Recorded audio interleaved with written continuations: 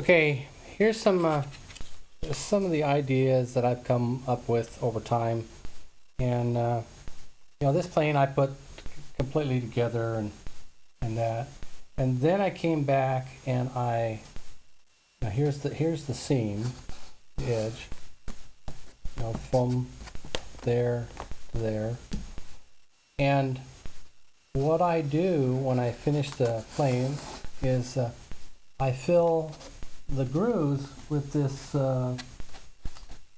microlight spackling, and it just gives the plane just a finished look and fills in those seams. And but I cut this out, and then I use the packaging tape like we use for hinges on the control surfaces, and then I use a little clip, paper, the binder clips, as my metal piece, and underneath there is the magnet. Okay, and so you can see that that's what I use for metal. And I always put a note inside the inside my planes that say this radio controlled plane presumably lost its control signal and caused it to crash. And please call this number and report finding this plane. A small monetary rewards offered for the plane's return. So I put that inside just in case I do lose the plane. And so this is the inside. There's plenty of room in here. And then where that popsicle stick goes across there, let's see, a piece of tape. What I do is I tape one of these clips like I have here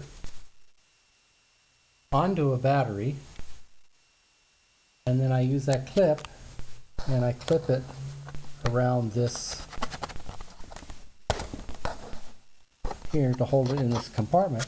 That way I can take the battery in and out, and it always has, it gets put in there in the same place, and the CG is always the same. And that. So I've got a couple 1,000 milliamp LiPo batteries with those binder clips taped to them that I use on like this plane. This plane's actually will take 1,800 milliamp is what I usually fly in it. That's big enough. I put a 2,200 in there, but 1,800 is what I usually fly with. And then this plane here is so fast that I did have to install air brakes on him. You can see here both the tails are ruddered with servos.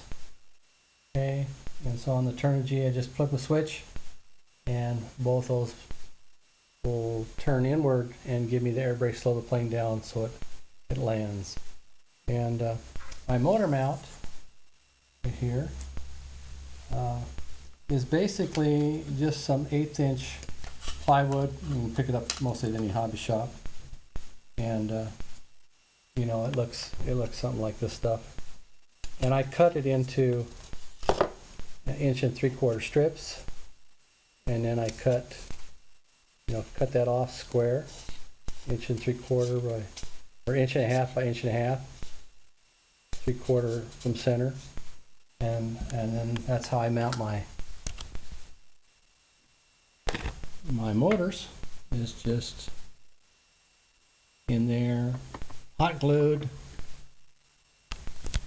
I don't have to worry about heat because the wood doesn't transmit the motor heat, so I don't have any problems with the hot glue melting off or anything like that. So anyway, it's been this is a really nice flying plane. I really enjoyed it, but like I said, I'm going to go make a smaller one just to be a little more practical for myself in the areas that I fly. I hope you enjoyed this.